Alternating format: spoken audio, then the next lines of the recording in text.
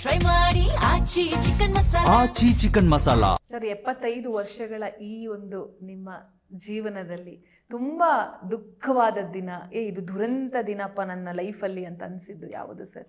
ತುಂಬಾ ಕಣ್ಣೀರು ಹಾಕೊಂಡಿದ್ದಾಗಿರ್ಬೋದು, ನೋವಿನಲ್ಲಿ ನರಳಾಡಿದ್ದಾಗಿರಬಹುದು, ಆ ಥರದ್ದು ಏನಾದ್ರು ಇದ್ರೆ ಹೇಳ್ಕೋಬಹುದಾ ಸರ್ ನೀವು ಅಂತ? ಅಲ್ಲ, ವೈಯಕ್ತಿಕವಾಗಿ ನನಗೆ ನಮ್ಮ ವೈಶಾಲಿ ತೀರ್ಕೊಂಡಿದ್ದಾಗಿರ್ಬೋದು, ನಮ್ಮ ತಾಯಿ ತೀರ್ಕೊಂಡಿದ್ದೇ ಆಗಿರ್ಬೋದು, ಅವೆಲ್ಲ ಭಾಳ ದುಃಖದ ಇದೆ ಕೂಡ.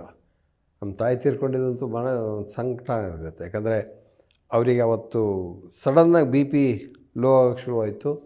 ಅವತ್ತು ಅವ್ರು ಚೆನ್ನಾಗೇ ಇದ್ದರು, ನನ್ನ ಜೊತೆಗೆ ಇದ್ದರು. 89 ವರ್ಷ ಆಗಿತ್ತು.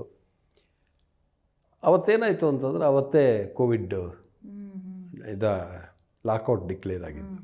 ನಂಗೆ ಡಾಕ್ಟ್ರು ಸಿಕ್ಕಲಿಲ್ಲ, ಎಲ್ಲಿ ಹೋದರೂ ಡಾಕ್ಟ್ರಸ್ ಇಲ್ಲ. ಸೊ ವಾಪಸ್ ಬಂದಾಗ ನಾನೇ ಹೇಳಿದ್ದು ಇಲ್ಲ, ಹೋದರು ಅವರು ಅಂತ. ಸೊ ಹಾಗೆ ಅಂಥದ್ದು, ಅಯ್ಯೋ ಬಹುಶಃ ಡಾಕ್ಟ್ರದ್ದಿದ್ರು ಬಳಗ್ತಿದ್ದೇನೋ ಅಂತ. ಹಾಗೆ ವೈಶಾಲಿಯ ಇದು ಲಿವರ್ ಇದಾಯಿತು, ಡ್ಯಾಮೇಜ್ ಆಯಿತು.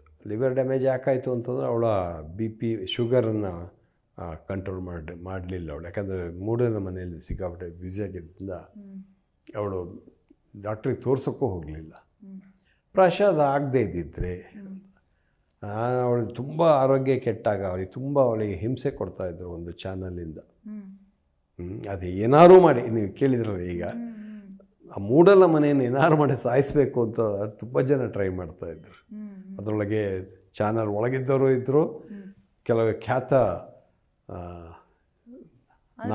ರಿಯಲ್ ಆಗಿ ಸಾಯಿಸಬೇಕು ಅಂತ ಅಲ್ಲಲ್ಲ, ಆ ಮೂಡಲ ಮನೆ ಇದನ್ನು ಸಾಯಿಸಬೇಕು ಅಂತ, ಅಟ್ ಎನಿ ಕಾಸ್ಟ್ ಆ ಮೂಡಲ ಮನೆಯನ್ನು ನಿಲ್ಲಿಸಬೇಕು ಅಂತ.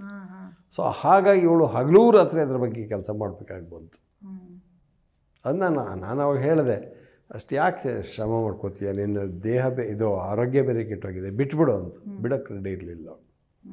ಇಲ್ಲ, ಅವ್ರು ನನ್ನ ಇದನ್ನು ವೃತ್ತಿ ಜೀವನವನ್ನು ಹಾಳು ಮಾಡೋಕ್ಕಂತ ಮಾಡಿದ್ದಾರೆ, ನಾನು ಯಾವ ಕಾರಣಕ್ಕೂ ಸೋಲಬಾರ್ದು ಅಂತ. ಅದು ಅವಳಿಗೆ ಜೀವನಕ್ಕೆ ಮುಳುವಾಗಿ ಹೋಯಿತು.